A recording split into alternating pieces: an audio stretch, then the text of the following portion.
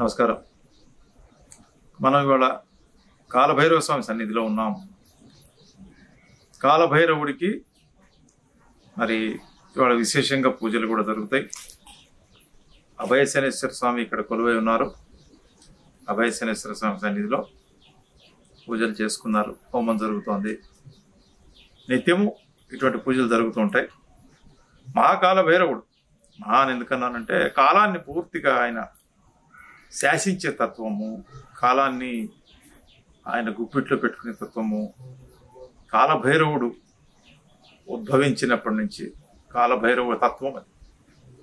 మరి కాలభైరవ స్వామిని పూజ చేసుకుంటే కానీ మరి కాలభైరవ స్వామిని ఏ విధంగా ఎట్లా పూజ చేసుకుంటే ఆయన అనుగ్రహాన్ని నిజంగా ఎందుకు పొందాలి, కాలభైరవ అనుగ్రహం ఉంటే ఏం జరుగుతుందనే విషయం చిన్న నా పరిజ్ఞానంతో వివరణ ఇవ్వడానికి ప్రయత్నిస్తాను.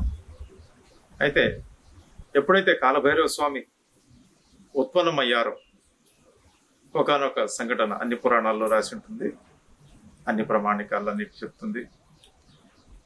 బ్రహ్మదేవుడి 5వ శిరస్సుని గోరుతో తీసేసిన స్వరూపం ఈ కాలభైరవుడు.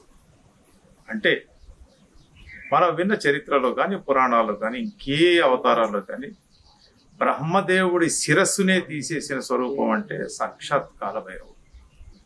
మరి అంతటి మహాశక్తివంతమైన స్వరూపం కాలభైరవుడిది. ఆ తర్వాత కాశీ దగ్గర కపాల మోక్షం, కపాలం కలిసిపోతుంది. అక్కడ కాలభైరవుడు వెలిసి కాశీ క్షేత్రానికి క్షేత్రపాలకుడుగా ఉన్నారు. మరి ఇక్కడ కాలభైరవ స్వామి స్వయంభూగా వెలిసి ఉన్నారు. ఎంతోమంది భక్తులకి వారి కోరికలు వాళ్ళు అనుకున్నవి తీరుస్తున్నారు. కాకపోతే నవగ్రహాలకి అంటే ఈ గడుస్తున్న ఈ పీరియడ్ టైం దీన్ని కంట్రోల్ చేసి ఏదన్నా చెప్పగలిగే పెద్దరికం కానీ ఎవరన్నా ఒక అధిదేవత ఉన్నారంటే అది సాక్షాత్తు కాలభైరవుడు. కాలభైరవుడు అనుకుని నిర్దేశించుకొని ఈ విధంగా జరగాలనుకుంటే ఆ విధంగానే జరుగు. దానికోసం కొత్తగా మరి కాలభైరవ స్వామికి వచ్చి దండం పెట్టుకుంటేనే సరిపోతుందా, అయితే ఈ కాలభైరవ స్వామికి ఏం పూజ చేస్తే సరిపోతుంది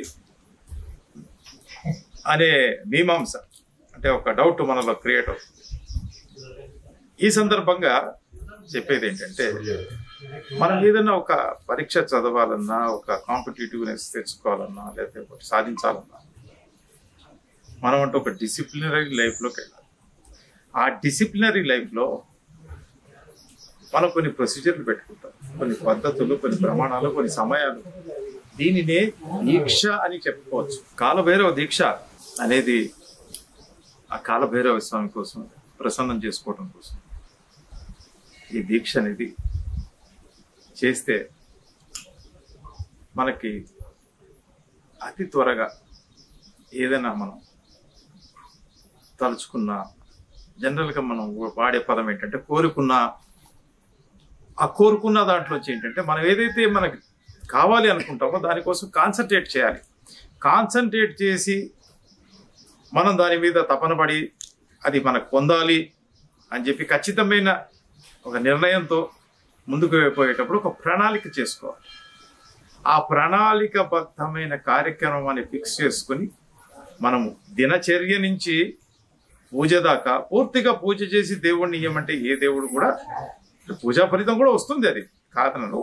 కాకపోతే మన కార్యాచరణలో నిమగ్నమయ్యి కార్యదీక్ష చేస్తూ అంటే కార్యాన్ని ఒక దీక్షలాగా తీసుకుని చేస్తూ కాలభైరవ దీక్షలో మనం ముందుకు వెళ్తే ఖచ్చితంగా మనం అనుకున్నది సాధించటానికి చాలా తొందరగా మనం అది పొందగలం అనేది ఈ దీక్షలో ఉన్న పూర్తి వివరణ.